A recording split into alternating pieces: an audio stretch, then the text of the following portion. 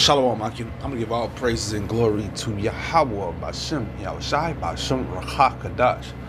Double honors to the elders and apostles of GMS who teach and roll well, and salutations to all the Akim in all four corners of earth for pushing the truth and sincerity. Shalom, Akim. I want to get into this Monroe Doctrine.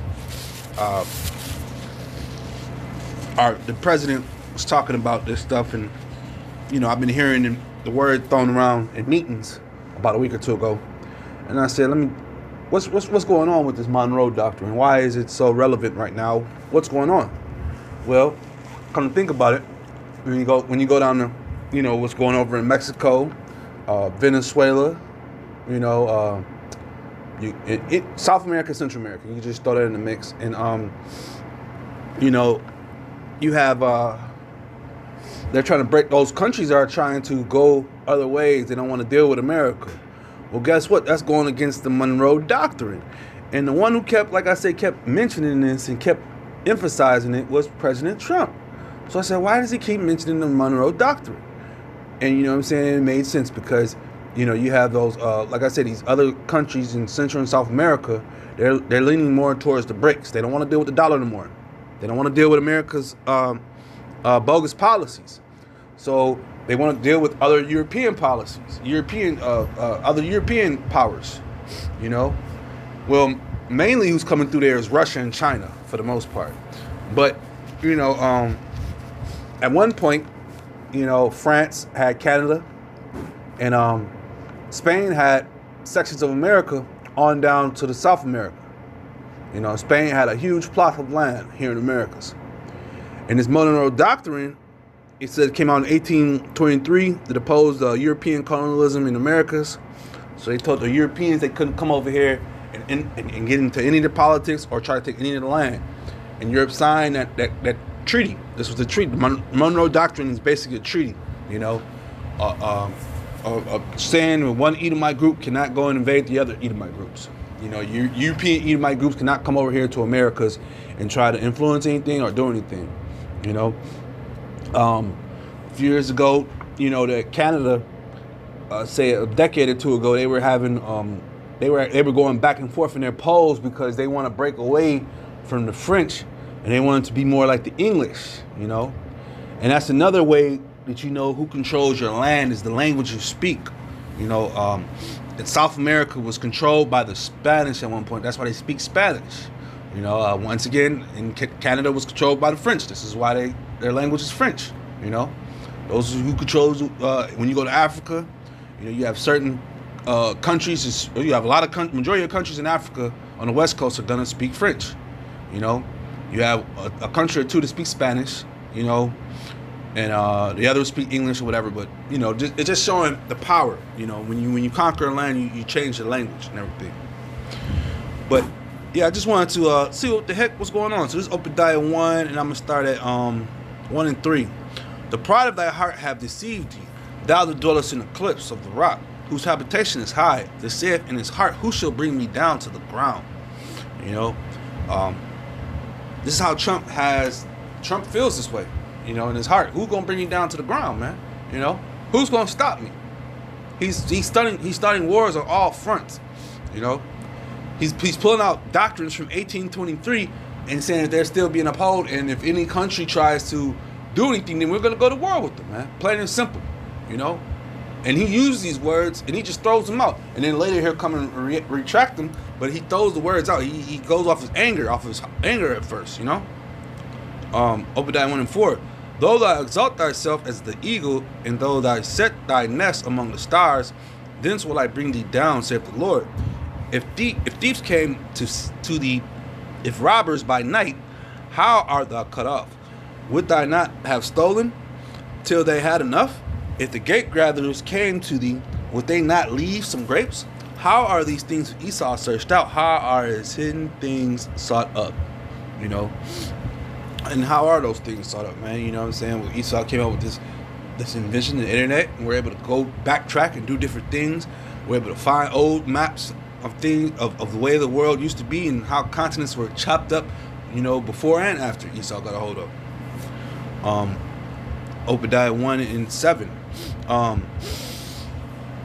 All the men of thy confederacy have been bought have been brought thee even to the border. The men that were at peace with thee have deceived thee and prevailed against thee. They that eat thy bread have laid a wound under thee. There is no understanding in him. So yeah, once again, Esau was, he comes to the table with his groups, with the different Edomite groups, and they talk amongst each other, and they, whether it be the UN or the NATO, and they discuss the powers and what they're gonna do, and here it is where, like I say, this doctrine, this Monroe Doctrine was the one paper, that really kept the peace between America and the Europeans. Basically, that's just what it is, and like I say, Trump is he's at odds right now. Venezuela, he had to go in there and capture their president, but the world is noticing this, and they're upset about these things. But once again, Trump is a madman, and he doesn't care, man. Trump doesn't care. And at the end of the day, Babylon is polluted, it's destroyed. It's gonna be destroyed, man. This Monroe Doctrine, and the treaties that came before it, because you had the Louisiana Purchase that was right before this, in 1803, I think, or 1804, the Louisiana Purchase hit, and then what is this? 20 years later, you have the whole Monroe Doctrine. So they took it step by step. They started on the East Coast, and spread, called something called Manifest Destiny. Esau he came up with these words and just put them in the law, and that's what it was, law for the world to follow behind, man. And if you didn't follow in line, then you're gonna get killed. It's just plain and simple. They'll destroy your country. They'll do something to you. Put trade embargoes on you. This is Numbers 35 and 33. So ye shall not pollute the land where ye are, for blood it defileth the land, and the land cannot be cleansed of the blood that is shedded therein, but by the blood of him that shed it. Defile not therefore the land which ye shall inhabit, wherein I dwell. For I, the Lord, dwell among the children of Israel. And when you think about the Americas and who was here, you had Gad that was here. And what did Esau do? He went on a killing spree. He cleared the lands, cleared the jungles of the northern of Gad, man. And he did it later on. Down the road, you give them plots of land and have them in there, and then they'll take them away. Because oil was on there, gold was on there, some type of mineral or resource was on there that he wanted, and then Gad found was there, and Esau somehow takes it from him. There's movies out about these things, man. One of my favorite movies I like to watch was the FBI story. It gives a nice background in the 1920s going into the 30s, and in Oklahoma, Gad was getting ruthlessly killed by Esau for that land. They wanted that land. Esau pushed them over there, and then all of a sudden they found oil in that land. They was getting rich, filthy rich, and Esau was coming through there, killing them, and the FBI had to go and investigate what was going on, and that was the basis of the movie somewhat, But yeah, this place is defiled, man. You Israelites' blood is all across the lines of America, man. Plain and simple, man.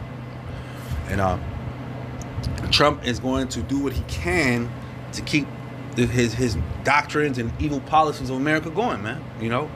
On the backs of you Israelites, man. And you will go fight his battles for him. There's nothing you can do about it. And at the end of the day, the Lord has to take this place out, man. This is what it is, man. Trump is leading the way. He's got the wars on all fronts. But at the end of the day, it's gonna have to be a civil war here in America, man. And that's what's gonna happen. The scriptures are showing us that, man. Whether the people believe it or not, things are speaking to us, man. Things are speaking to us. When we read these scriptures and we look on the news, we're able to see the things that are happening, man. While everybody else is blind, looking for happy times and fun times, trying to erase a year or two ago. No, we're understanding. We're growing greater and greater understanding in the things that are happening, man. And this is the Lord's plan at the end of the day. This is Jeremiah 51 and 8. Babylon is suddenly fallen and destroyed. Howl for her. Take balm for her pain. If so be she may be healed. We would have healed Babylon but she is not healed. Forsake her, and let us go, everyone, into his own country. For her judgment reacheth into the heaven and is lifted up even into the skies, man. You know, so the Lord is upset with this place. You know, even it's even the friends, like the scripture spoke about, the ones who are at peace with thee are now they're upset and they want to go to war with America. You know, this is the last hoorah for it, man. And like I said, the reason I'm doing a video on this because the Monroe Doctrine, you know, kept just ringing up, and Trump and media people just kept bringing it out and talking about it. So evidently, they're trying to bring things back out because they're feeling as though they're getting tread on by the European nations, man, and these other nations. Because like I said, the world has taken notice of what Trump did, you know, in Venezuela, when he kidnapped the president and his wife, man, you know. But at the end of the day, let me bring just John 10:10. The thief cometh not but for to steal and to kill and to destroy, man. And that Monroe Doctrine, when you think about it, it was to put a stranglehold, man, to steal, man. You know, they were stealing goods out of them lands, man. And what's going on right now? What did he do in Venezuela? He went over there and said, now the oil, gas is going to be cheap. Gas is going to be cheap. That's all he kept talking about, man. So at the end of the day, the land takeovers in 2026 is no different than the 1800s, man. It's all about those mineral resources and riches. With that being said, I hope this is edifying. Shalom, Akim.